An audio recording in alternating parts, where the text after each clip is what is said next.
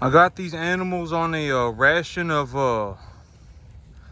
I'm giving them a roughage material, which is corn stalks right now. But okay, one of my big reasons why I do not give answers like do this, do this, do that, and that's that.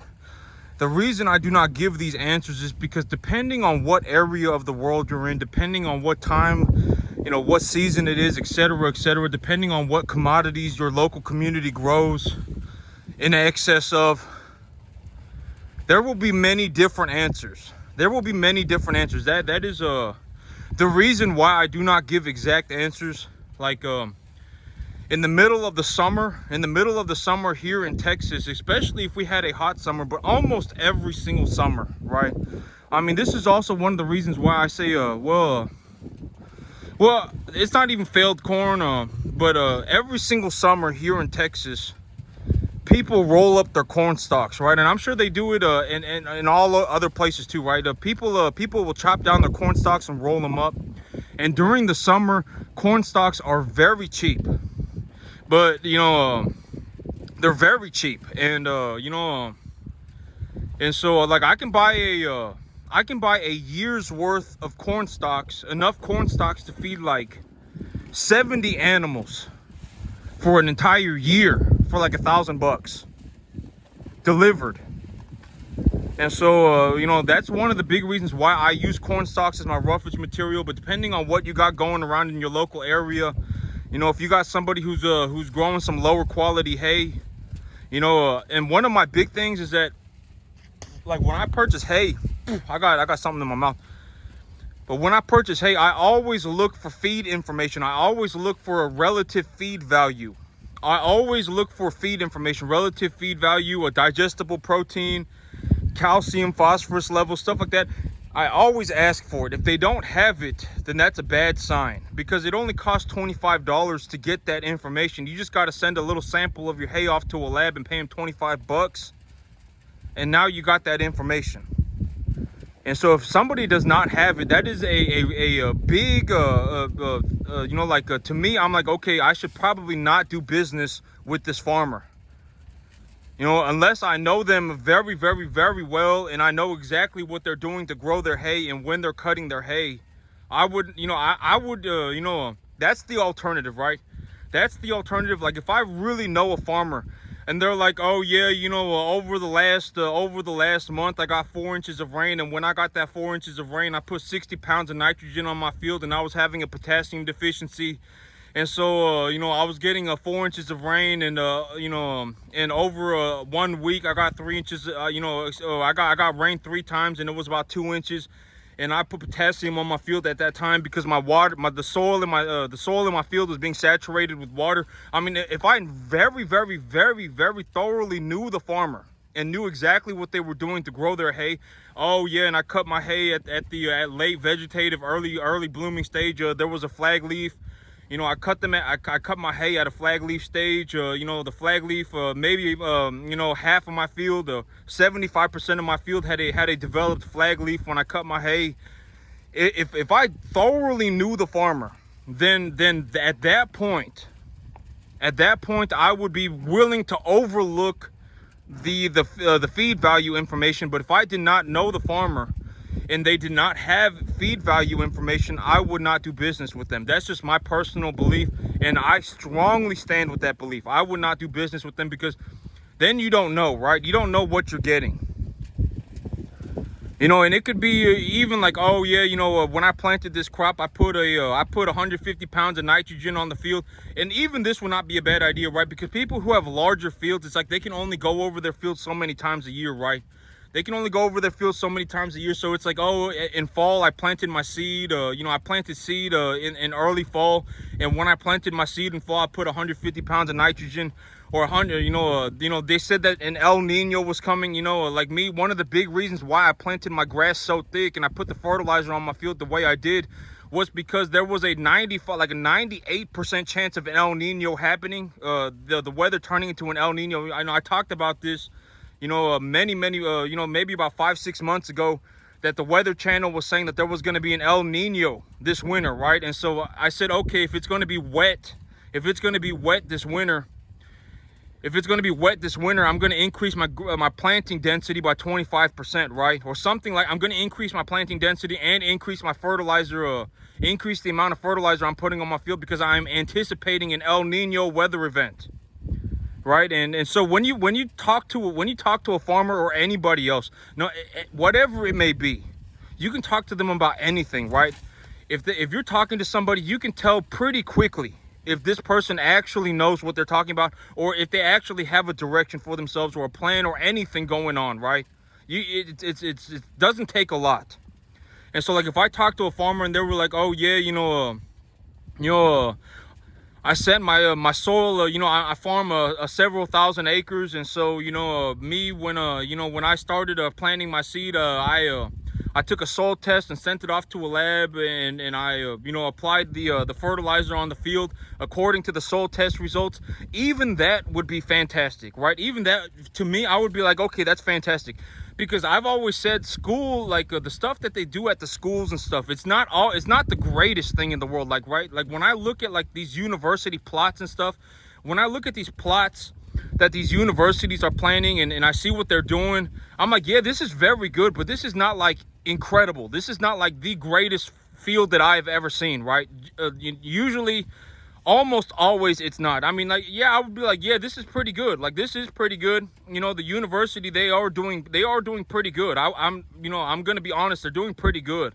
But when I look at their field, I don't know what else is going on, right? Like, they could be creating some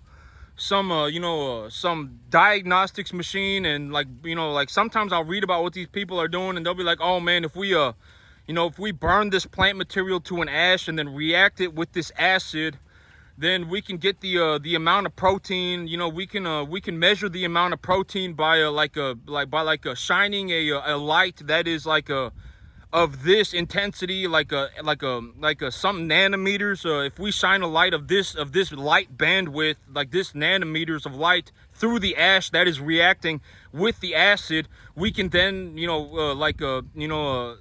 see how much protein or whatever it may be is in the plant material and stuff like that. Universities are good at doing stuff like that. They actually got people who are smart, right? They're not like me. There, there a lot of people. I'm going to be completely honest.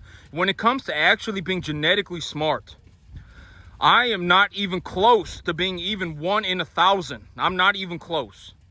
Not even close. I mean, there are people, when I read what they do and I look at their work, I'm like, oh, like, this is actually smart stuff. Like, I don't know who came up with this, right?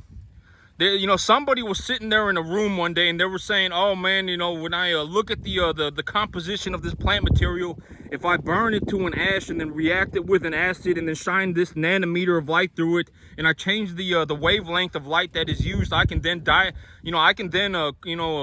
figure out how much protein is in this, how much nitrate is in this.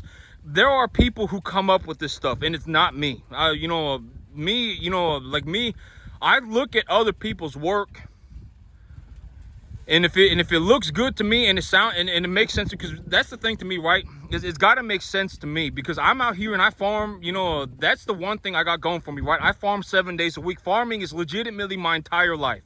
If someone spoke to me for 5 minutes, they would figure that out very quickly, right? Very quickly. I mean, almost on a dime, they would be able to notice. And it's that way for everybody with everything. Farming is legitimately my entire life, right? And this is legitimately all I think about, and this is legitimately all I do, right? Let's just be honest. And so, but there are people. I'm not even close to being 1 in 1,000 in terms of being intelligent. I'm not even 1 in 1,000. Honestly, I'm not, right?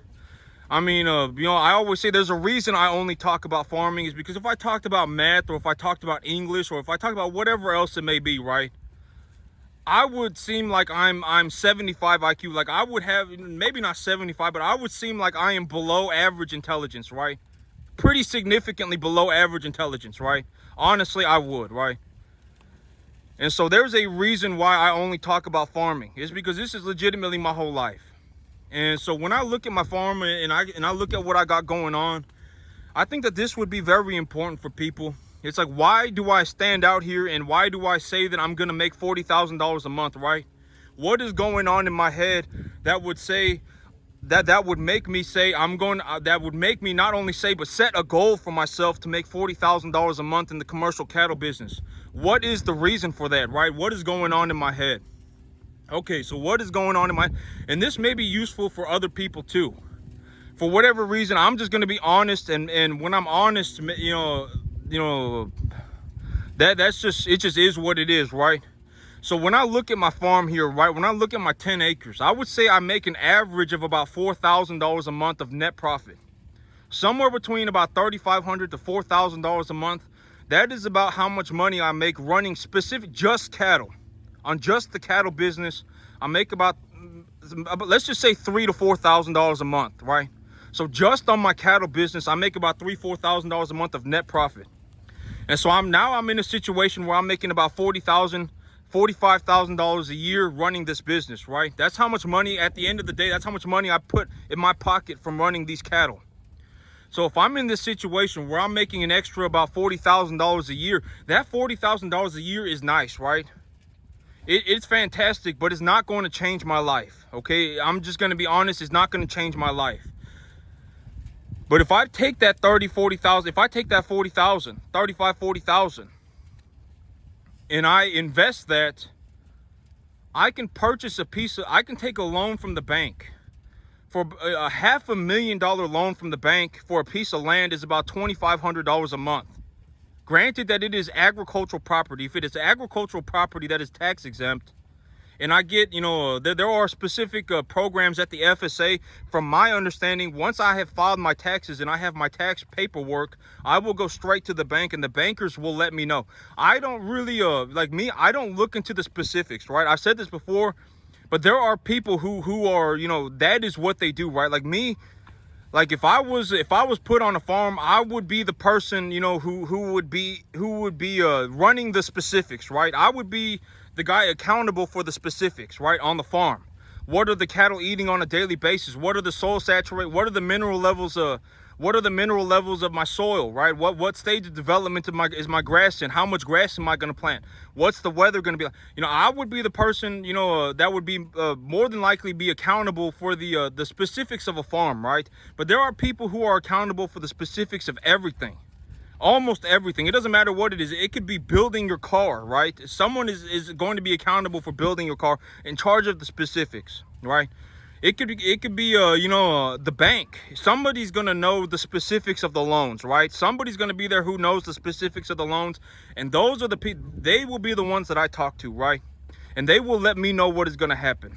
Oh, we have this program, and if you take this program, we'll give you a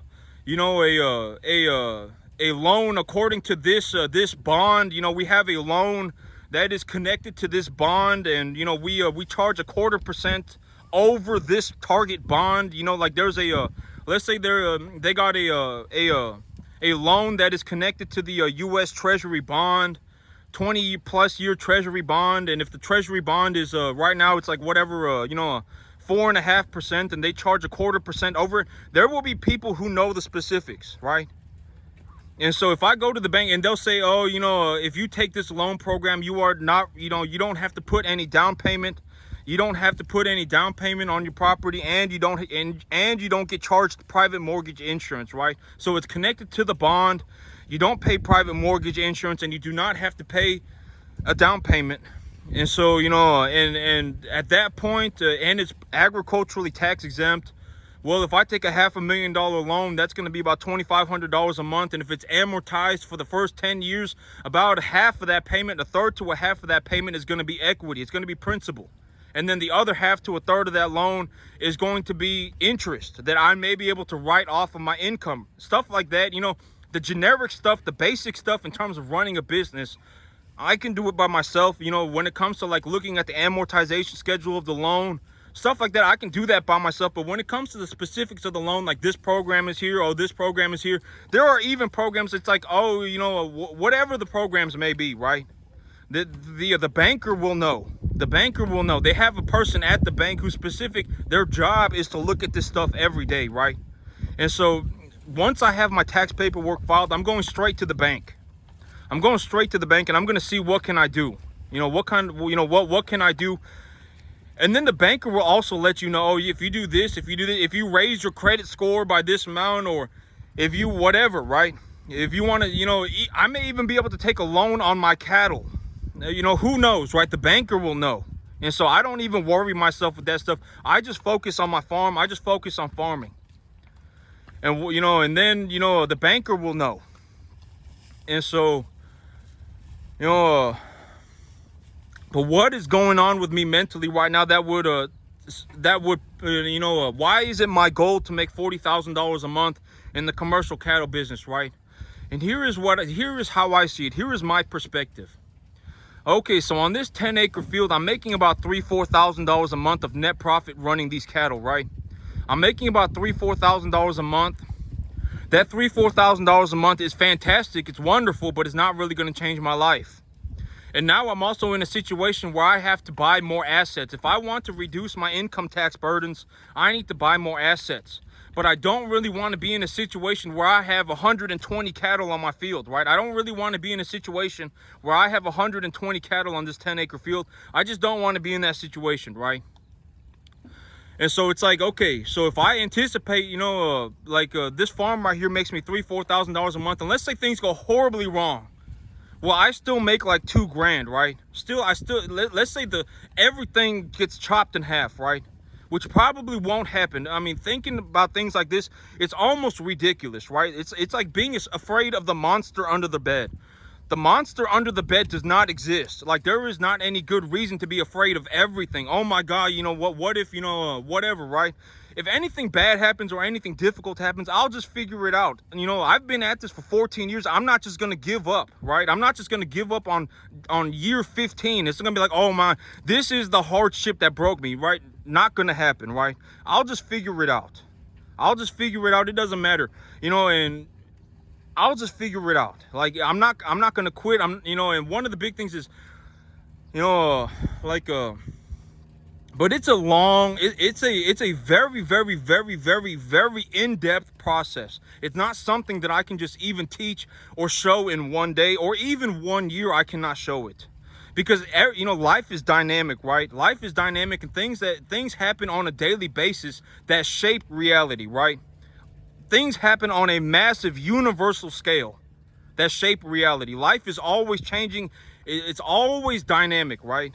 And so even, like I can sit here and say, oh my, like if I take a loan and I take this program and the loan is amortized, and I take a look at the amortization schedule, and for the first 10 years, I anticipate that my principal gains from the loan, from the monthly payment, will be about 30 to 50%. And the rest of the loan is interest, and that interest, I may be able to write it off on my income taxes, stuff like that, like that stuff, it does not change, right? And so, that's just, I'm just looking to pass on good information, right? But me, I'm in a situation right now where it's like, I'm making a lot of money on these cattle.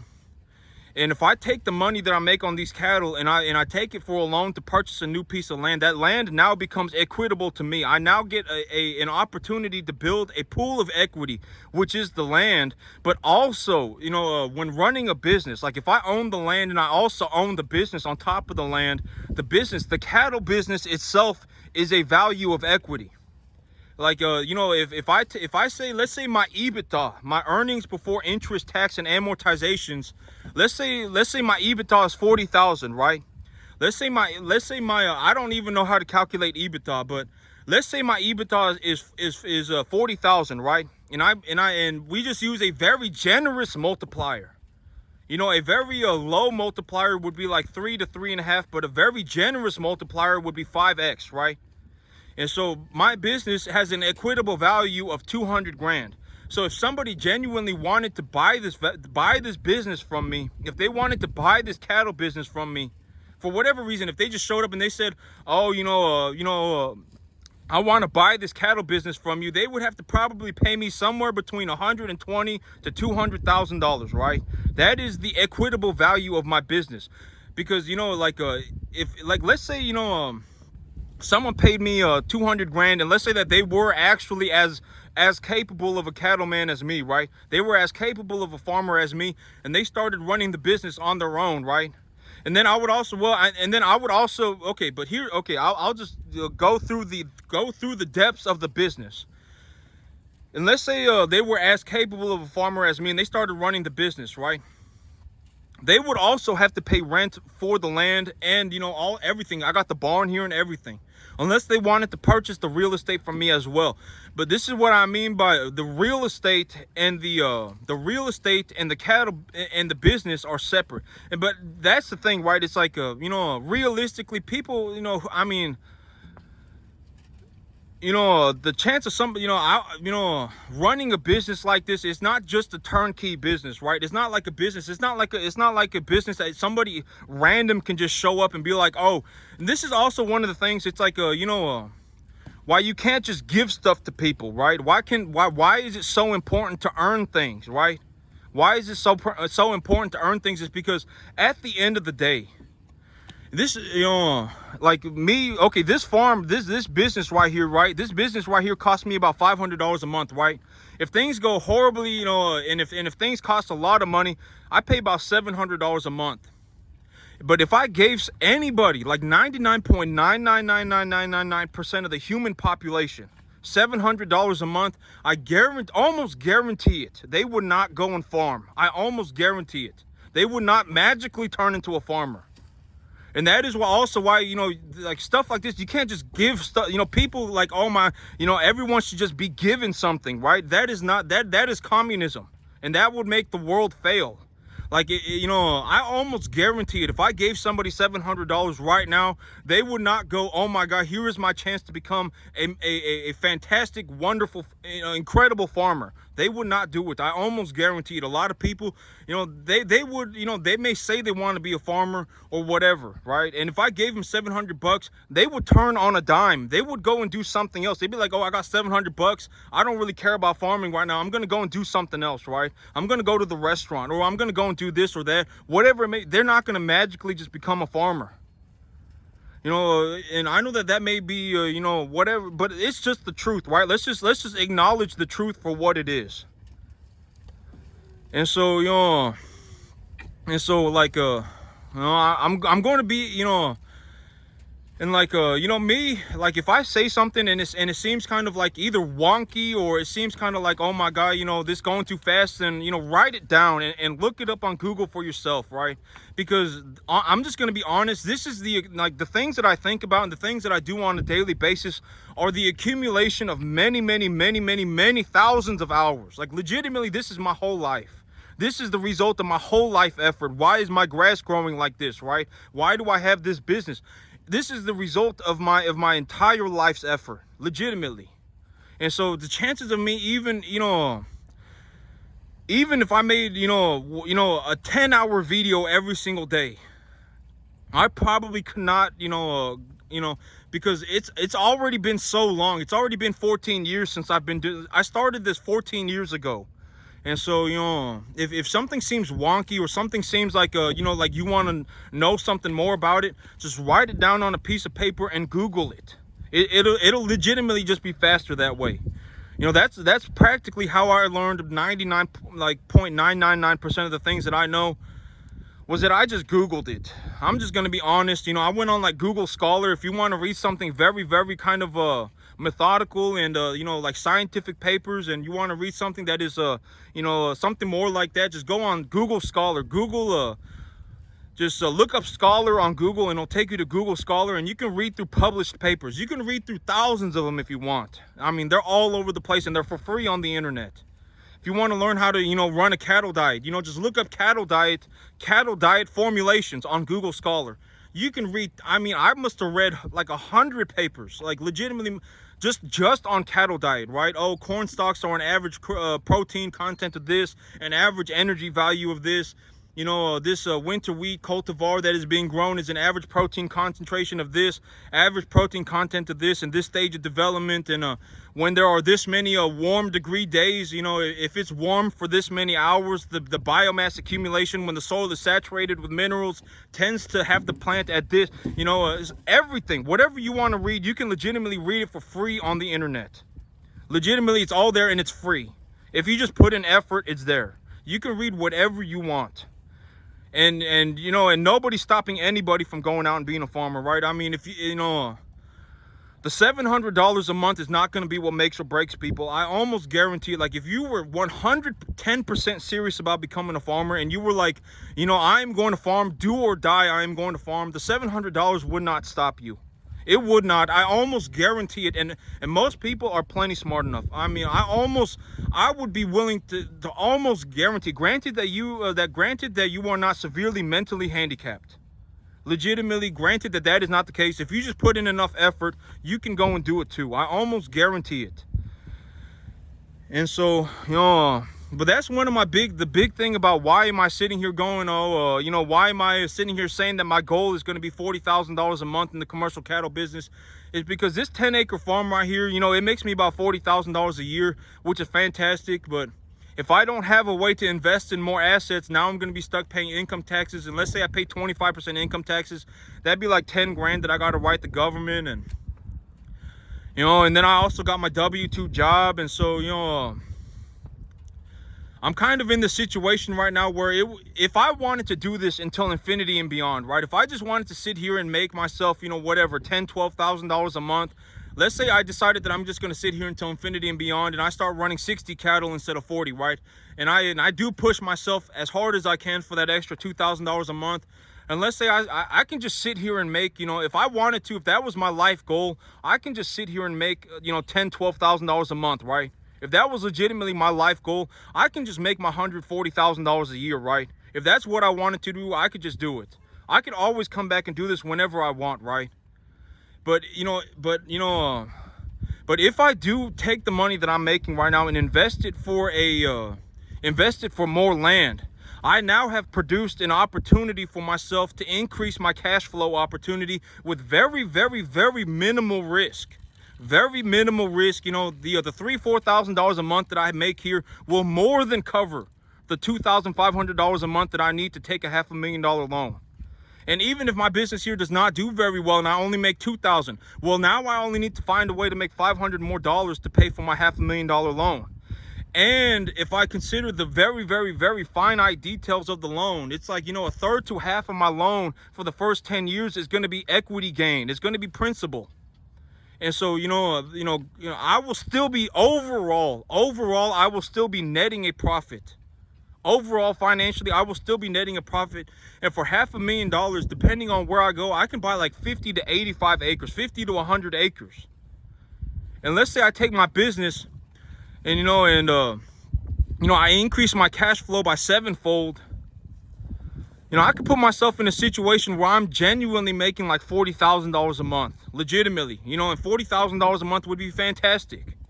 It would be fantastic, right? And if I'm making that money because I feed people, then it's very important for me to go and make that money.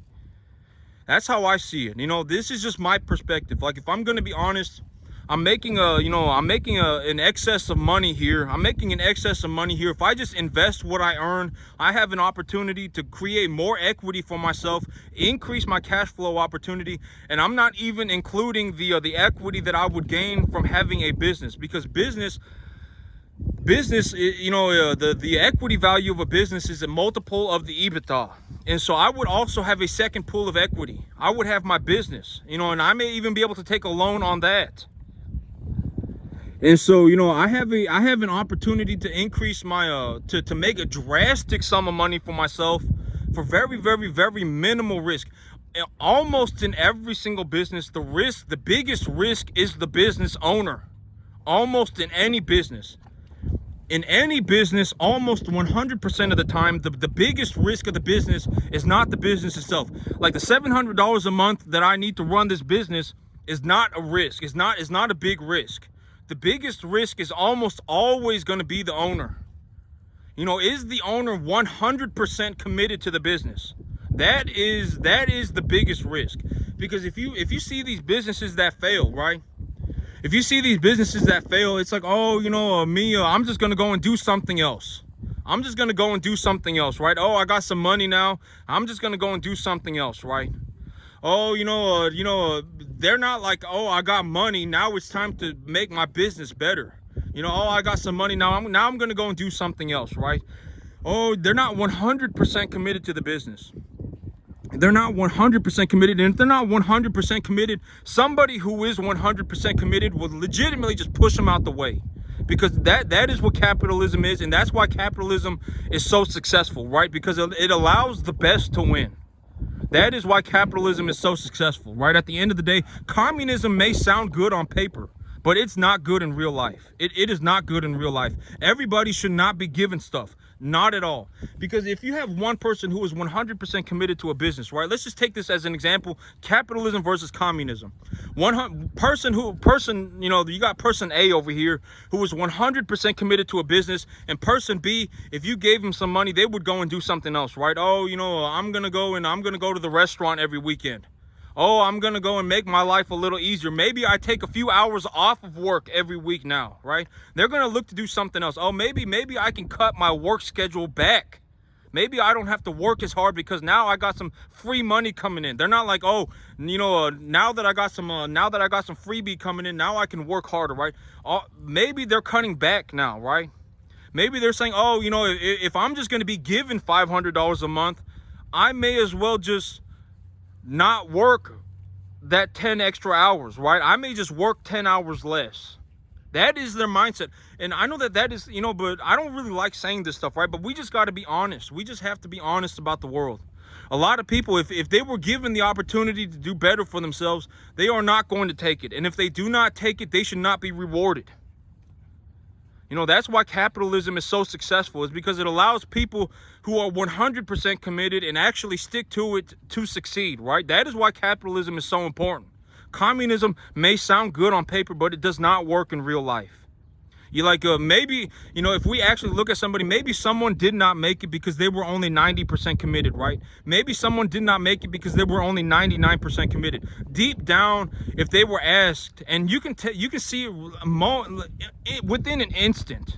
Within an instant, if you talk to somebody for even 5 minutes, you can tell if they are 100% committed, right? Genuinely, you can, whatever it may be. They could be, they could be doing whatever they may be doing. You can tell if they are 100% committed. And if they are, they should be allowed to succeed, right? Let's just be honest with ourselves. They should be in an ethical society. The people who are 100% committed should be allowed to succeed. Granted that it is something that is morally good. Like if someone is 100% dedicated to 100% committed to nuking the world, maybe they should not be allowed to succeed. Okay, but we should think about morality as well. But we should be thinking about morality as well, right? Humanity does have a lot of good things going on for it. We should also consider the good things. We should not walk around in the world with this idea that we should just nuke everything, right? We should just burn everything to the ground. That is not good, right? Mentally, that is not good. If everything got nuked to the ground, if everything that we knew got burned to the ground, like 99.99999% of the people would die. I would die, you would die, everybody would die, right? Let's just be honest. People are not going to survive. If we burned everything to the ground, nobody going to survive, right? Everybody going to die. People will die so fast. I mean, it would be incredible. Not incredible, but I mean, it would be astounding. People would be dying so fast, right? We should not go and burn the world to the ground, right? Humanity is doing a lot of good. There is a lot of good things going on right now, and we should look to do better, and we should consider morality as well. If somebody's 100% committed to burning the earth to the ground and nuking the entire planet just for their personal gain, I mean, that's not good, right? Even, like if we talk about people who burned the world to the ground, right? Like Genghis Khan, he did not even burn the world to the ground because he did not burn the world to the ground because he wanted to. If you actually look at Mongolian history, this is a very good example. Somebody who actually did burn the world, he did not even burn the living world to the ground. If people surrendered, he allowed them to just be, right? And now they became a tax-paying vessel of the Mongolian state. But like even Genghis Khan, he did not burn the world to the ground out of a personal gain. He did not do it. He did it because he sent an emissary, he sent a trade convoy to the neighboring nation. He sent a trade convoy to the neighboring nation, and the neighboring nation killed his trade convoy. They killed his trade convoy twice. in Mongolia, that was like the worst thing that you could possibly do. Legitimately, that was the worst thing you could possibly do to a trade, like trade convoys were seen like as like a they were seen as like a like a representative of the Khan himself. And so if you killed the trade convoy, that was very bad. And they took all of his stuff, right? And they took all the stuff that he was looking to set up trade with the neighboring nations. And he said, look at all this stuff that Mongolia now has. We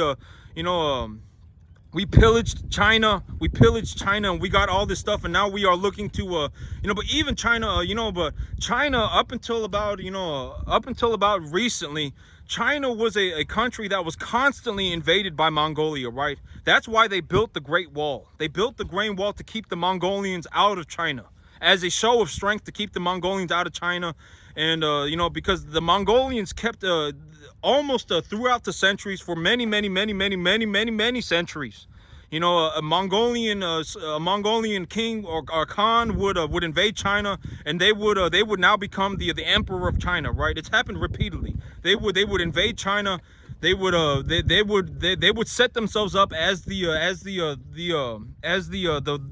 ruler of China, and it happened repeatedly, right? People would invade. The Mongolians would invade China. Boom, set up new government, a new whatever, and then just constantly change over, right?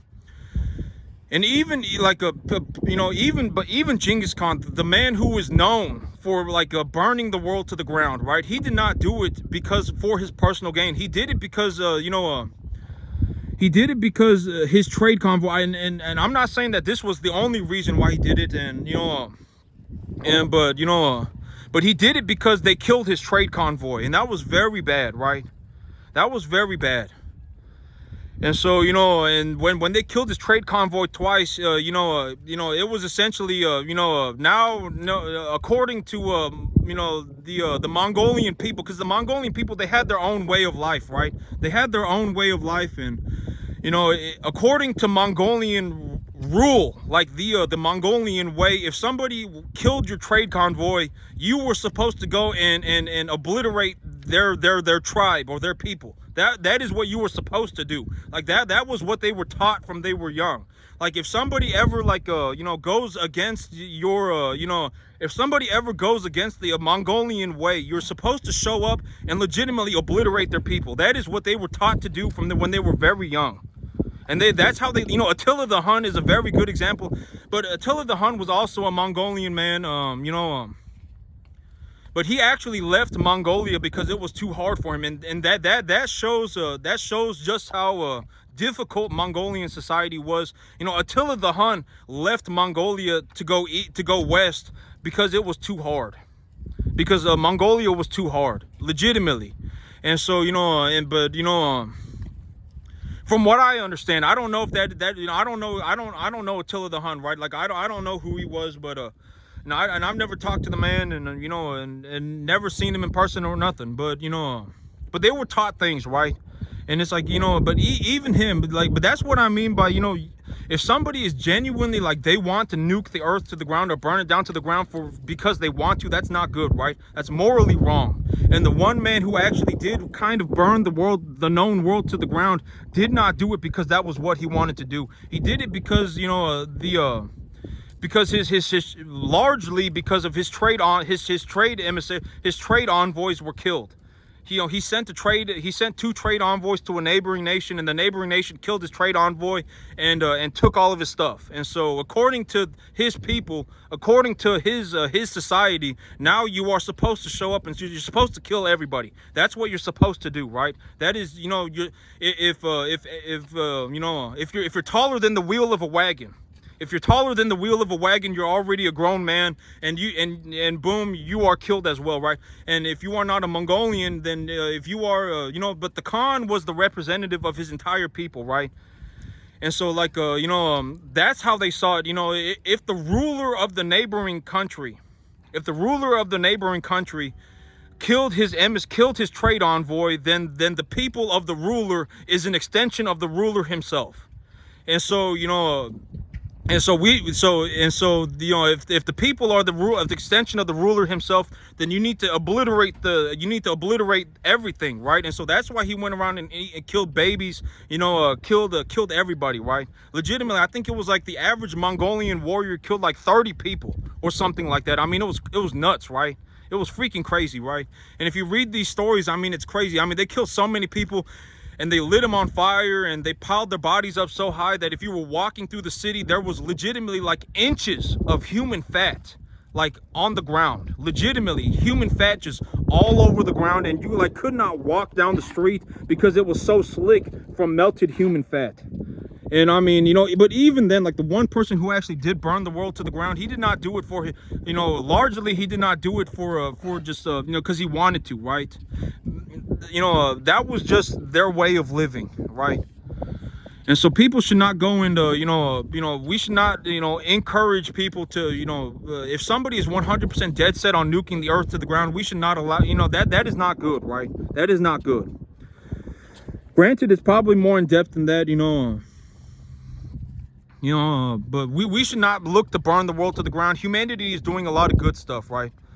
But that's it for me today, YouTube. Y'all have a good one.